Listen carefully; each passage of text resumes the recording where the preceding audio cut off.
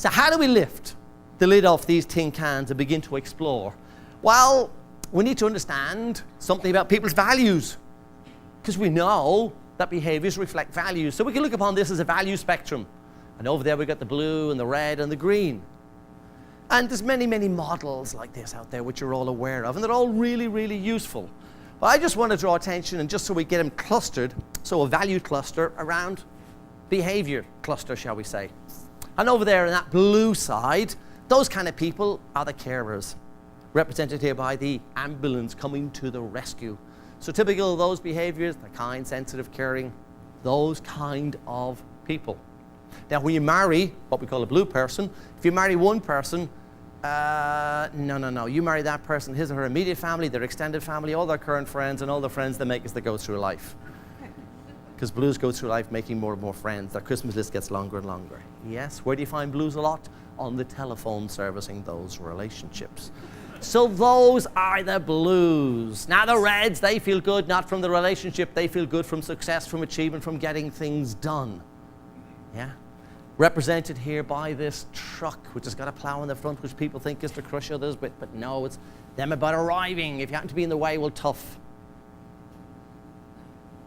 Typical behaviors of these people that want everything done yesterday, hold you accountable, time is money. They're minimalists in terms of communication, bullet points. If you paraphrase with them, they get irritated. I just said that, why are you saying it again? Now the greens, they don't feel good from the relationship or succeeding, but by getting things right. These are the perfectionists of our world. They like to get things right. They're calm, objective, rational, very information focused, very grounded, very objective, these kind of people. I call these the Which Report people. Go to bed with the Which Report, not that I need to buy a washing machine, but this is just really interesting information.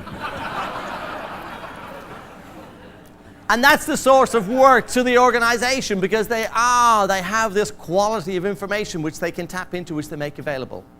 Now what I would like you to do is form little groups of 3s or 4s, so a little group of 3 there, but you can move back to back. So I do want you, please, in small groups, 3s, 4s, 5. Just give you a moment or two to get into those, so you might want to talk to the row behind you, or 3 or 4 people along the same row. Off you go, please. Now we need one person to start in each group. One person to start in each group, and this is how we're going to do it. Fingers up in the air like this. Everybody, fingers up in the air like this. And when I say point, you will point to somebody in your group. The person with the most finger points is going to start. Fingers up in the air. When I say point, you will point to somebody in your group. The person with the most finger points is going to start. Point now.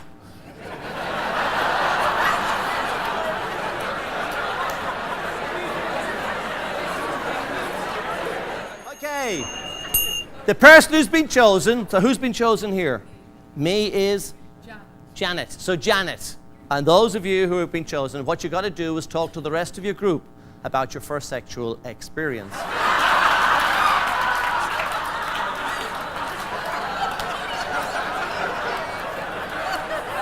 Sorry, wrong event, yeah. Well, it's your agenda. If you want to do that, that's fine, yes. If not, if you won the lottery, you won something like £10 million, how would you spend it? How would your life be different? I don't want a dissertation. I want literally 10, 15 seconds of an answer, and then Janet answers it first, and it moves on to the person on her right, and then that person on the right. Literally 30 seconds in total for the group. Are we clear? Try not to enjoy it. Off you go. Typical blue answer to that question's likely to be? A typical blue answer to that question? Because that's a value type question. Yeah, to give it away, buy my mum that house she's always wanted. Typical red answer?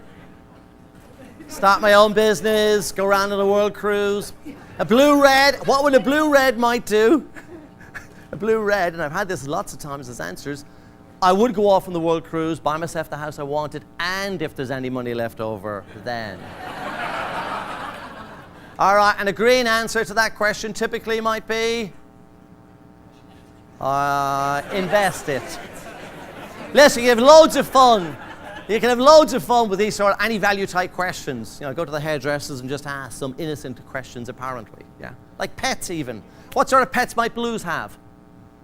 Like, will blues have a goldfish as a pet?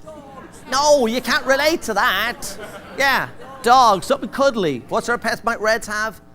Bit more functional, yes? Might be a Rottweiler. What sort of pets might greens have?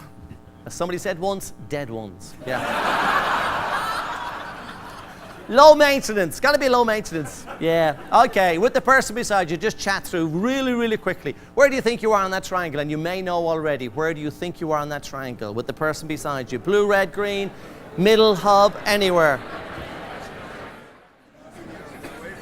Right, those of you who think you're on that blue side. Hands up those who think they're on that blue side. Show of hands. Now everybody have a look around, have a good look around at these people. These people are considered the most passionate of lovers.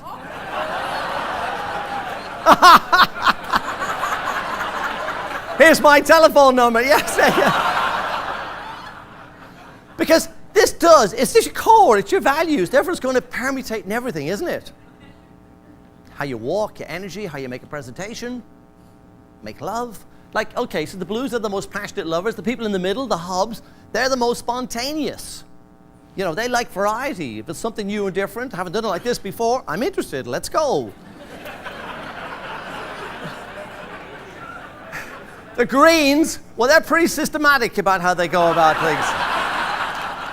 And they're probably bought all the books, yeah. And the reds, well, they'll start without you.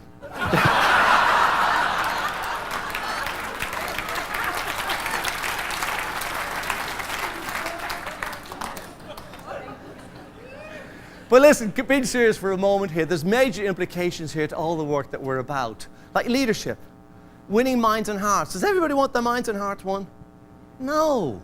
Take blues. If you ask a strong blue, what do you want, your mind or your heart won? Oh, I want my heart won. Well, what about your mind? And they look at you. What does that mean? I don't understand that. And they don't. But that's major implications about leadership and leadership models that you want to adopt into your organizations. Same for greens. Do they want their hearts won? What are you on about? I don't understand that one. I can't relate to it. So they're looking for totally different things, which is why, you know, the textbook stuff, here's this list of good qualities that all leaders must possess. Be careful. They're all useful, but they don't apply equally. And if you want to raise your level of effectiveness, take yourself to the next level, you've got to individualize, not universalize. If only it was about universalizing. You've got to know your people. Listen, the secret to you guys, your effective, your successful leadership, successful anything, is not by listening to people like me. Where is the information you need? It's in your people. You've got to get talking to them, flush out their criteria.